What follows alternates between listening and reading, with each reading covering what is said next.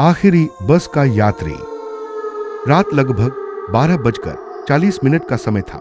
आसमान में चांद नहीं था, केवल काले बादल और घना कोहरा छाया हुआ था। सड़क की लाइटें एक के बाद एक बुझ रही थी, फिर जल उठती थी, जैसे कोई अदृश्य हाथ स्विच दबा रहा हो। आरिफ बस स्टॉप पर अकेला खड़ा था। चारों ओर इतनी खामोशी थी कि लगता था दुनिया की सारी आवाजें कहीं खो गई हैं। कभी कभी दूर से सियार की आवाज आती, तभी दूर से एक भारी आवाज सुनाई दी, घर्रर घर्रर। धीरे धीरे कोहरे के भीतर से एक बस आगे बढ़ने लगी। उसकी हेडलाइटें धुंधली रोशनी फैला रही थी। उस रोशनी में कोहरा किसी भूत की धुंध की तरह नाच रहा था। बस पास आते ही आरिफ शहर उठा। रूट नंबर 666 लाल रंग में लिखा हुआ, जैसे खून से बनाया गया हो। उसने सोचा, कहीं गलत बस तो नहीं। ड्राइवर उसकी ओर देख रहा था, चेहरा पीला, होंठ नीले और आंखें पूरी तरह काली। उनमें कोई चमक नहीं थी, जैसे वह बहुत पहले मर चुका हो। उसने कुछ नहीं कहा, बस धीरे से सिर हिलाकर चढ़ने का इशारा किया। आरिफ को लगा कि नहीं चढ़ना चाहिए, लेकिन उसके पैर अपने आप आगे बढ़ गए। वह बस में चढ़ गया। अंदर जाते ही उसका शरीर सिहर उठा। सारी सीटें भरी थी, लेकिन बस किसी कब्रिस्तान जैसी लग रही थी। कोई बात नहीं कर रहा था, कोई मोबाइल नहीं देख रहा था, कोई हिल भी नहीं रहा था। सब लोग गुड़ियों की तरह सीधे बैठे थे। खिड़की के पास बैठी एक लड़की की आंखें खुली थी, लेकिन वह पलक नहीं झपकाती थी। एक बूढ़े आदमी की छाती के बीच में गिर रहा था, फिर भी वह ऐसे बैठा। बस चलने लगी। बाहर का रास्ता अजनबी लग रहा था। इस सड़क पर पहले इतने पेड़ नहीं थे, इतना अंधेरा नहीं था। ऐसा लग रहा था जैसे बस किसी और ही दुनिया में जा रही हो। तभी स्पीकर से टूटी फूटी आवाज आई, पुराने रेडियो जैसी, अगला स्टॉप मृत्युनगर। यह सुनते ही आरिफ का सिर घूम गया। उठकर दरवाजे के पास गया। दरवाजा नहीं खुला। उसने खिड़की पर मुक्का मारा। उसने ड्राइवर की ओर देखा। आईने में ड्राइवर उसकी तरफ देख रहा था और मुस्कुरा रहा था, लेकिन वह मुस्कान इंसानी नहीं थी। उसके दांत लंबे और पीले थे और उनके बीच से काला तरल टपक रहा था।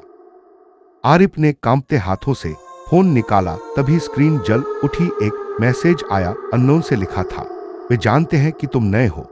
उसका दिल ठंडा पड़ गया। फिर एक और मैसेज आया, पीछे मत देखना। उसने निगल लिया, लेकिन डर और जिज्ञासा ने मिलकर उसका सिर घुमा दिया। उसने धीरे से गर्दन घुमाई। उसके पीछे कोई नहीं था। तभी उसके कान के पास ठंडी उंगलियां छू गईं। एक फुसफुसाहट सुनाई दी, तुम बच नहीं पाओगे। आरिफ चिल्लाना चाहता था, लेकिन आवाज नहीं निकली। तभी सारे यात्री एक साथ हिलने लगे, धीरे धीरे एक साथ गर्दन घुमाई कर। हड्डियों के टूटने की आवाज। उनके चेहरे बिगड़ने लगे। किसी का मुंह लंबा हो गया, किसी की आंखें बाहर निकल आईं, किसी का जबड़ा खुलकर लटक गया। बस रुक गई। दरवाजा खुल गया। बाहर केवल कब्रें थी, कोहरे के बीच अनगिनत कब्रें, और बीच में एक board, welcome to death station. Arif नीचे उतरा। उसके पैर जैसे उसके अपने नहीं थे। कब्रों के बीच चलते हुए अचानक वह एक नाम देखकर रुक गया। उसका अपना नाम, उसकी अपनी तस्वीर, मौत का समय, सब कुछ लिखा था। तभी उसे सब याद आ गया। काम से लौट रहा था, फोन पर बात कर रहा था, सड़क पार कर रहा था। ट्रक की रोशनी, ब्रेक, टक्कर, अंधेरा। कांपती आवाज में उसने कहा, क्या मैं मर चुका हूं? पीछे से सैकड़ों आवाजें एक साथ बोली, हाँ। ड्राइवर उसके पास आकर खड़ा हो गया।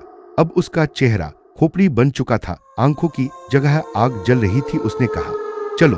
उसने हाथ बढ़ाया। हाथ सिर्फ हड्डी और सड़ा मांस था। आरिफ दौड़ पड़ा, लेकिन चारों ओर घूमकर वह फिर उसी जगह लौट आता। कोई रास्ता नहीं था, कोई रोशनी नहीं थी, सिर्फ अंधेरा और रोना। आखिरी बार उसे अपनी मां का चेहरा याद आया। वह चिल्लाया और सब खत्म हो गया। अगली सुबह पुलिस ने कहा, आखिरी बस का एक्सीडेंट हो गया था, कोई नहीं बचा। अंदर से एक फोन मिला, स्क्रीन पर लिखा था, अगला नंबर तुम्हारा।